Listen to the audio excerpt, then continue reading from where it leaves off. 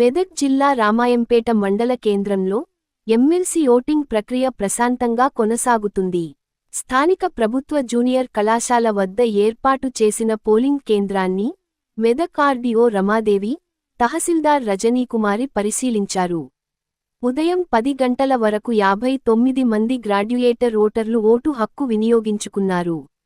Teachers MLC ఎన్నికల్లో 15 మంది ఉపాధ్యాయులు ఓటు హక్కు వినియోగించుకున్నట్టు అధికారులు ప్రకటించారు. రామాదేవి, నేను ఆర్డీఓ మెదక్. ఇక్కడ రామాయంపేటలో teachers constituency, graduate constituency polling ప్రక్రియ ఏ విధంగా జరుగుతుంది చూడడానికి వచ్చాను. మనకు గ్రాడ్యుయేట్ కాన్స్టిట్యున్సీలో 950 ఓటర్స్ ఉన్నారు. టీచర్స్ కాన్స్టిట్యున్సీలో 81 ఓటర్స్ ఉన్నారు. ఈరోజు ఎమ్మెల్సీ ఎలక్షన్ సందర్భంగా ఈ ఓటర్లందరూ కూడా నమోదైన ఓటర్లందరూ 950 members graduates and 81 members teachers అందరూ కూడా తమ ఓటు హక్కును పూర్తి స్థాయిలో వినియోగించుకోవాలని కోరుతున్నాను.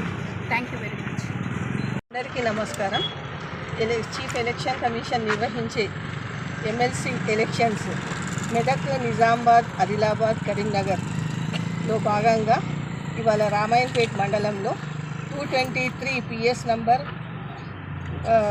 81 టీచర్స్ కాన్స్టిట్యుయెన్సీలో అండ్ 429 గ్రాడ్యుయేట్స్ కాన్స్టిట్యుయెన్సీలో 950 ఓటర్స్ నమోదై ఉన్నారు.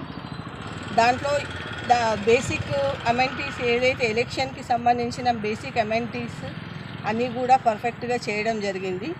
ఎలక్షన్ కోడ్ కూడా అమల్లో ఉన్నందున మద్యపానం అదంతా కూడా బంద్ అనేది నిర్వహించడం జరిగింది.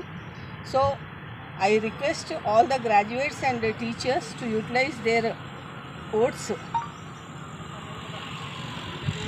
manner. Thank you, Vanan.